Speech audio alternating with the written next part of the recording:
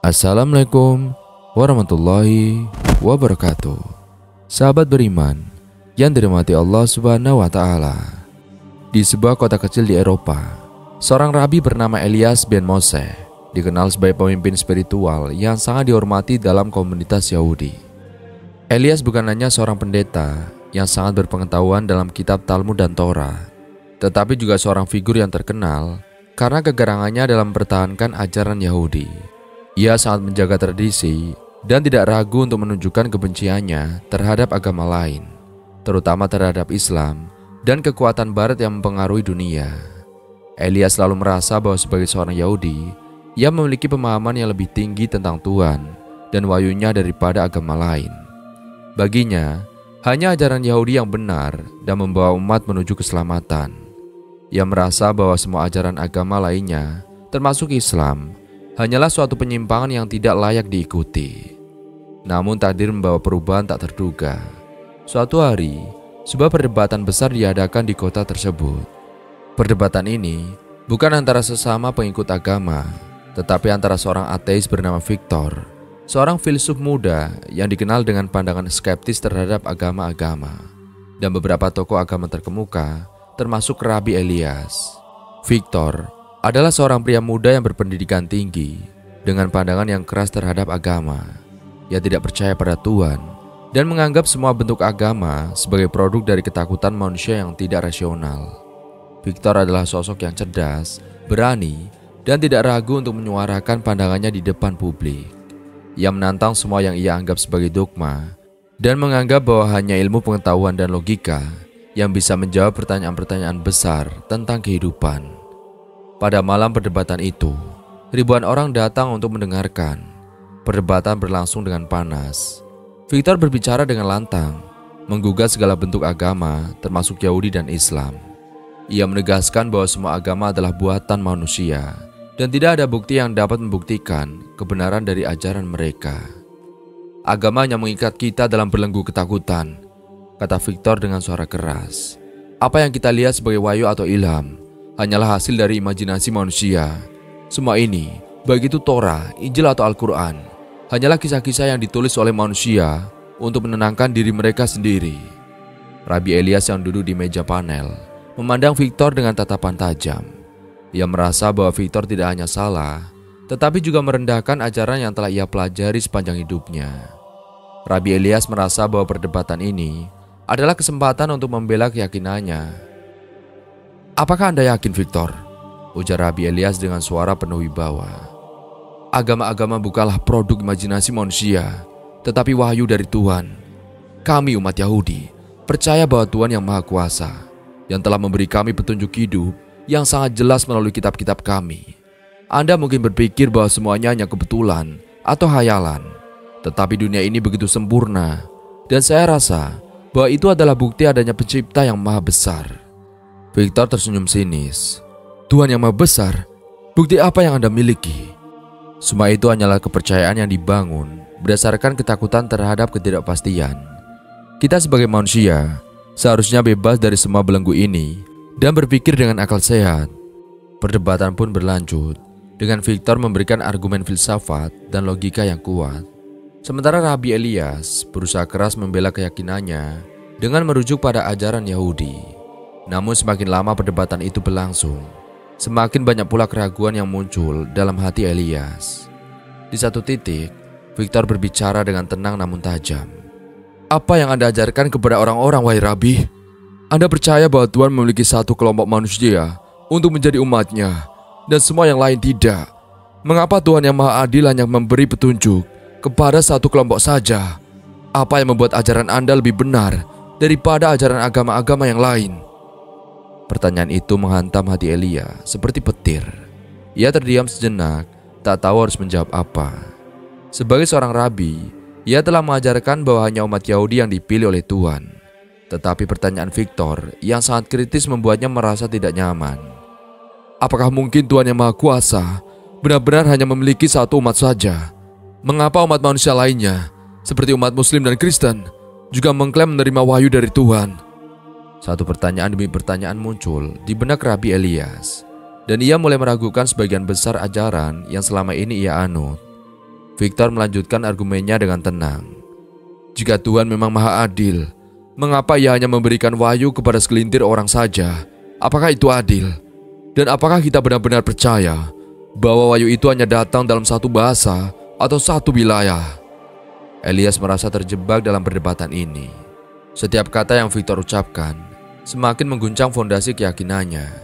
Sebagai seorang rabi, ia telah hidup dalam keyakinan bahwa ajaran Yahudi adalah satu-satunya yang benar. Tetapi sekarang ia merasakan ada kejanggalan. Mengapa agama-agama lain memiliki kemiripan dengan Yahudi dalam banyak hal jika mereka benar-benar salah? Setelah berjam-jam perdebatan, dengan Victor terus menantangnya dengan pertanyaan-pertanyaan sulit, Elias mulai merasakan kebingungan yang dalam. Ia pulang dengan hati yang berat, tidak mampu menghilangkan pertanyaan-pertanyaan yang terus mengganggunya. Ia merasa terjebak dalam pemikiran lama yang tidak mampu memberikan jawaban yang memadai. Pada malam itu, Elias tidak bisa tidur. Ia merenung panjang, berusaha mencari jawaban atas kebingungannya. Ia membuka kitab-kitab suci Yahudi yang biasa ia baca, tetapi kata-kata itu tidak memberikan kedamaian seperti yang dulu. Di tengah kebingungannya, sebuah pemikiran datang ke dalam hatinya. Apakah benar ya, Tuhan hanya memberikan wahyu kepada umat tertentu? Apakah Tuhan begitu sempit dalam pandangannya? Elias mulai berpikir lebih luas.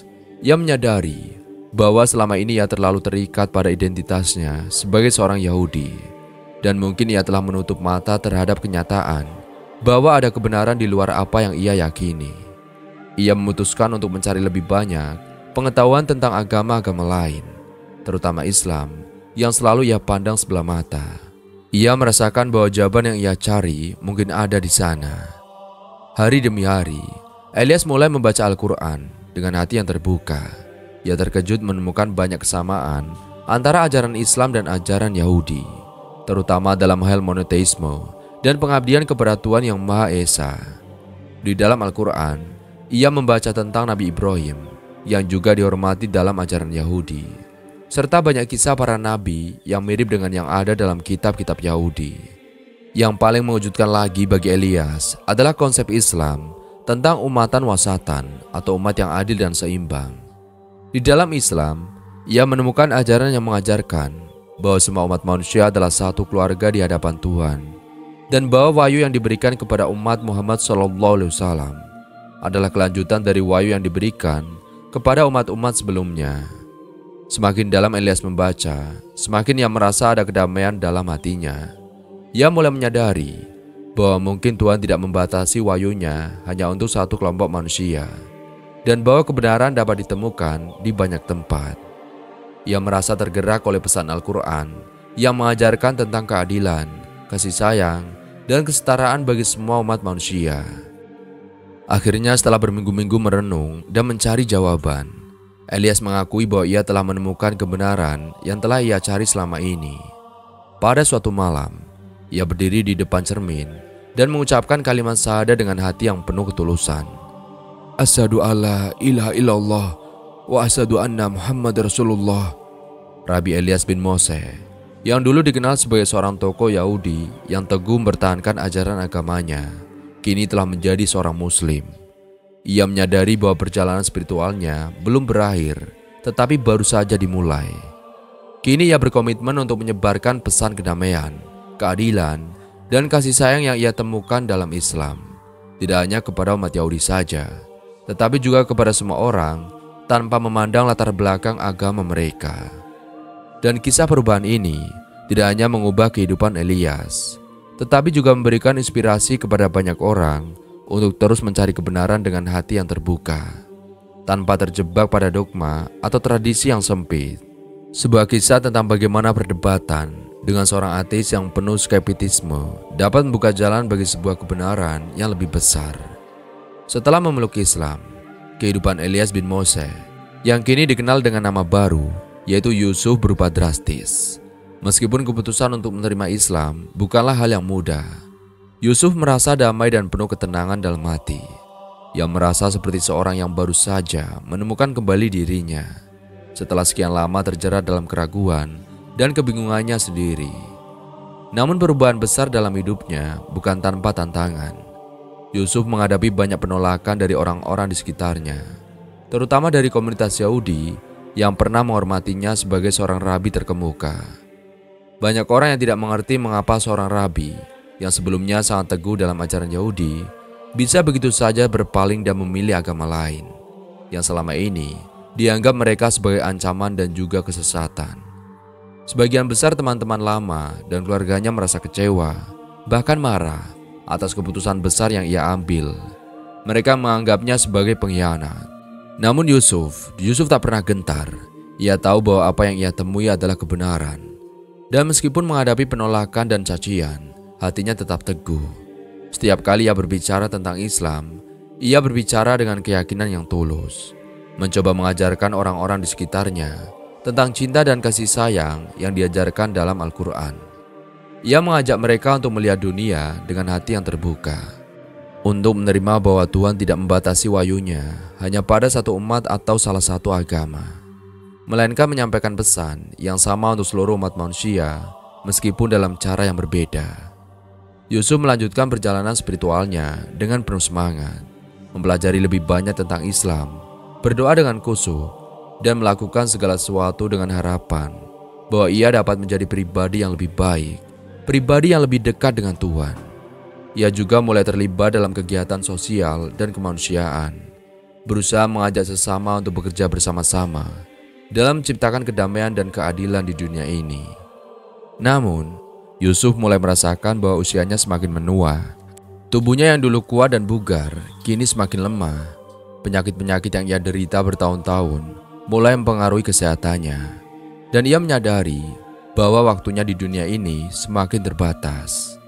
Pada suatu malam, setelah selesai berdoa dan membaca Al-Quran, Yusuf duduk di kamar kecilnya, mengenang perjalanan hidupnya yang penuh liku. Ia teringat akan perdebatan sengit dengan Victor, sang ateis yang telah membuka pintu kebenaran yang selama ini tersembunyi. Ia juga teringat akan kebingungannya ketika pertama kali mulai meragukan ajaran-ajaran yang selama ini ia pegang. Namun sekarang ia merasa tenang, mengetahui bahwa ia telah menemukan jalan yang benar. Ia juga mengingat dengan penuh syukur anak-anak yang telah terbimbing melalui ceramah dan pelajaran yang ia berikan, yang kini banyak dari mereka menjadi pengikut setia Islam. Malam itu, setelah selesai berdoa, Yusuf merasa tubuhnya semakin lelah. Ia merasa seolah-olah ada sebuah ketenangan yang datang, mengisi seluruh tubuhnya. Dalam hati yang penuh rasa syukur, ia menatap langit malam melalui jendela kecil di kamarnya, memikirkan perjalanan hidupnya yang luar biasa. Dari seorang rabi yang keras kepala penuh kebencian terhadap agama lain, hingga menjadi seorang muslim yang penuh cinta dan damai. Keheningan malam itu seolah menjadi saksi bagi detik-detik terakhir hidup Yusuf. Tanpa peringatan, tubuhnya mulai terasa kaku, dan ia merasakan kehangatan yang datang dari dalam hatinya. Ia tahu bahwa waktunya sudah tiba. Dalam keadaan lemah dan hampir tak bisa bergerak, Yusuf mengucapkan kata-kata terakhirnya dengan penuh ketulusan. Ya Allah, aku datang kepadamu dengan penuh ketulusan. Aku percaya bahwa Engkau adalah Tuhan yang Maha Esa, dan bahwa Nabi Muhammad SAW adalah utusanmu. Ampunilah segala dosaku dan terimalah amalanku yang sedikit ini. Semoga aku bisa kembali kepadamu ya Allah, dengan penuh kebahagiaan dan juga kedamaian. Dengan ucapan itu, tubuh Yusuf mengembuskan nafas terakhirnya. Suasana di kamar yang sunyi itu menjadi penuh kedamaian, seolah seluruh alam semesta ikut merasakan ketenangan yang mengiringi kepergiannya. Yusuf meninggal dunia dalam keadaan husnul khotimah, dalam keadaan baik dan penuh ketenangan, setelah menemukan jalan kebenaran yang sesungguhnya. Berita tentang kematian Yusuf menyebar cepat di kota tersebut. Banyak orang yang datang untuk memberikan penghormatan terakhir. Orang-orang yang dulu meragukan keputusannya untuk memeluk Islam, kini melihat bahwa hidupnya telah berubah, menjadi lebih damai dan juga lebih berarti.